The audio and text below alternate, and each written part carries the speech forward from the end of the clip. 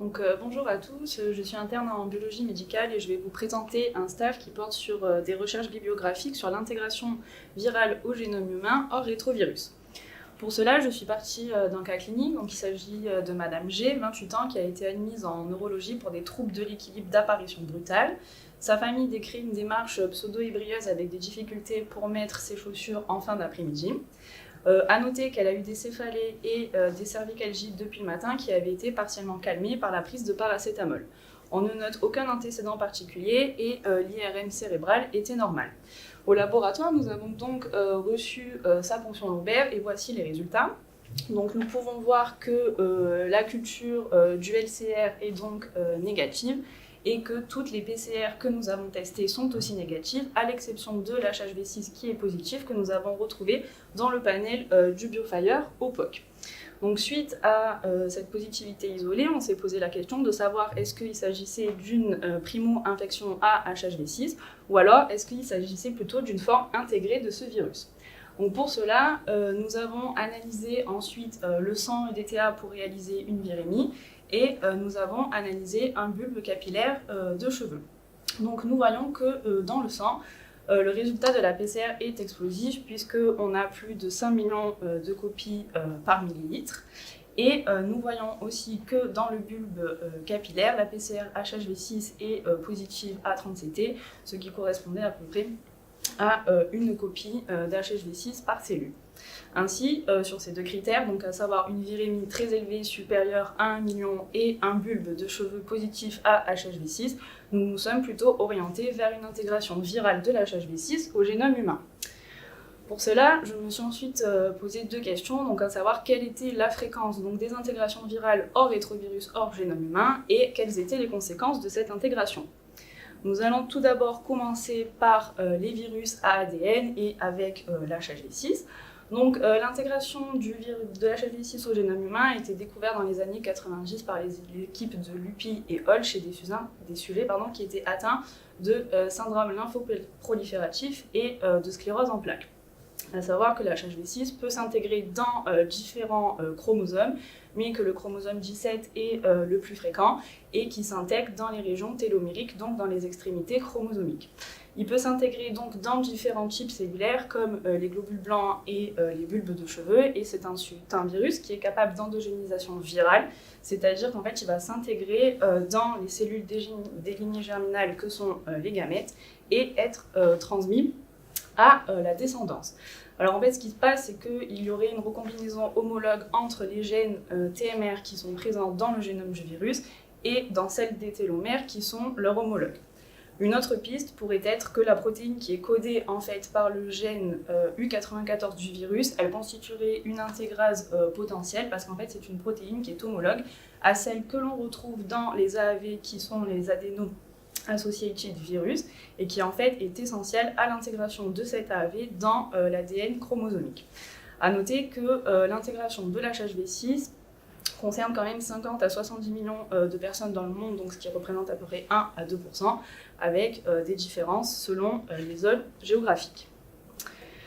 Un autre virus qui est capable, ADN qui est capable d'intégration est l'adénovirus. Donc en fait, il y a eu plusieurs études à ce sujet où des différents sérotypes d'adénovirus ont été injectés à des hamsters syriens, donc soit en intrapulmonaire, soit en intrapéritonéal. Aucun sérotype d'adénovirus n'a réalisé d'intégration ou n'a permis le développement de tumeurs dans ces hamsters, à l'exception de l'adénovirus qui est sérotype 12. Donc à savoir que l'ADN en fait intégré, il devient de novo méthylé CpG et qu'on retrouve en fait plus de 10 à 12 copies par cellule tumorale sur un site chromosomique qui est différent d'une tumeur à l'autre. Donc c'est ce que nous pouvons voir en fait sur la diapositive, sur le fiche qui est représenté par la flèche blanche. Sur cette diapo, il s'agit d'autres virus en fait, à ADN que j'ai retrouvés en faisant de la bibliographie qui sont capables d'intégration au génome humain, donc à savoir l'hépatite B, le BV ou les papillomavirus. Pour les virus à ARN, il y a beaucoup de bibliographie en fait, sur les bornavirus, puisque ce sont des virus qui ont été décrits en fait, pour la première fois en 1885 à la suite en fait, d'une épidémie de méningo-encéphalite qui ont touché les chevaux d'un régiment de la cavalerie allemande aux portes de la ville de Borna en Allemagne. À noter que ce virus est aussi responsable d'encéphalite chez l'homme, puisque en Allemagne, il a été isolé de 8 biopsies de patients décédés suite à des encéphalites de cause inconnue. Il s'agit en fait donc d'un virus ARN simple brun de polarité négative qui appartient à l'ordre des mononégavirales et qui a été reclassé en fait au sein d'une famille unique que sont les Bornaviridés, car il a la propriété unique de se répliquer et de se transcrire dans le noyau des cellules infectées. C'est aussi un virus qui est capable d'endogénisation et cette évidence d'endogénisation remonte à très longtemps puisqu'elle a été découverte il y a plus de 40 millions d'années chez les anthropoïdes et il y a plus de 10 millions d'années chez les écureuils. Donc en fait, il y aurait des éléments homologues au gène de la nucléoprotéine N du bornavirus qui seraient intégrés au génome de plusieurs espèces animales, et ceci est regroupé sous le terme d'Endogenous Borna-like N éléments, ou EBLN.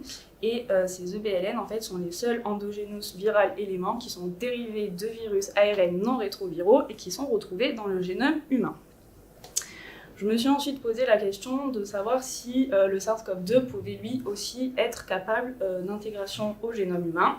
Donc il y a plusieurs articles sur le sujet avec un postulat de base que, en fait, les PCR de patients sont toujours positifs des semaines après l'infection initiale par le SARS-CoV-2 en l'absence de toute preuve de réplication virale.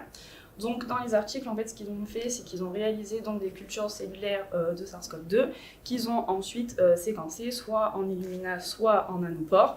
Et en fait, l'intégration se ferait via un mécanisme de rétrotransposition, via des rétrotransposants que sont les Line 1, qui constituent à peu près 17% de notre génome humain, avec une régulation génique. Et à savoir que 2/3 des séquences intégrées étaient bordées par un site d'insertion des Line 1. Alors on pourrait se demander, est-ce que ceci pourrait être dû à des artefacts de laboratoire ?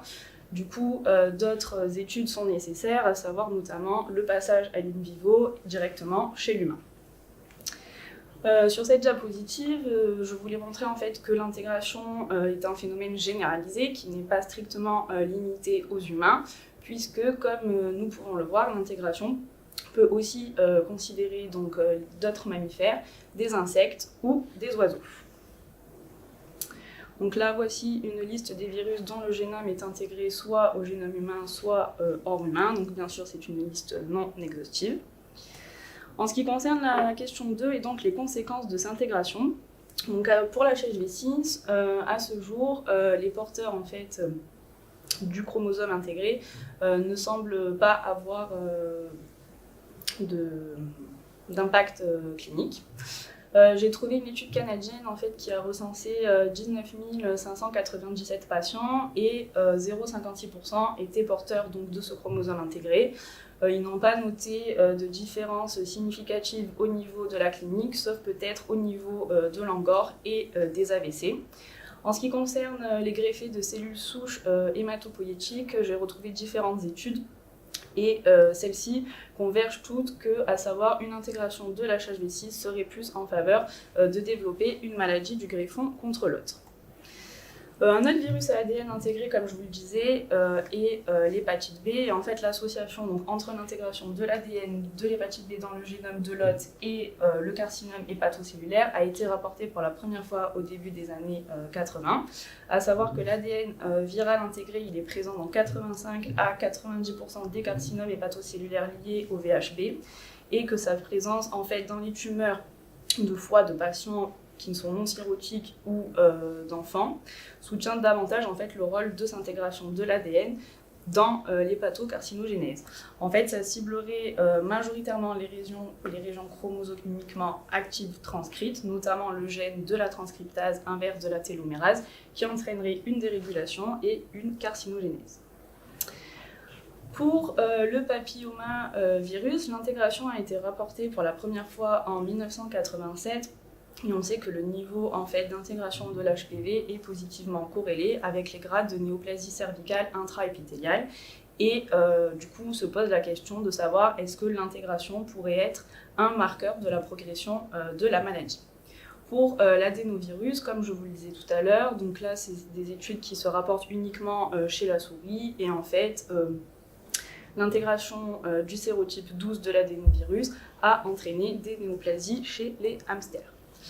En ce qui concerne le bornavirus, donc son intégration pourrait être liée à pourrait donner des encéphalites ou des syndromes de Guillain-Barré et des désordres psychiatriques, mais ça reste encore des sujets controversés. En revanche, un gène pourrait jouer un rôle important dans la fonction mitochondriale, puis agir en fait comme un suppresseur de tumeur, et ainsi pourrait développer des adénocarcinomes pulmonaires ou des cancers du col de l'utérus. Donc un petit message clé, donc c'est un phénomène qui est sûrement sous-estimé et qui ne se limite pas qu'aux humains.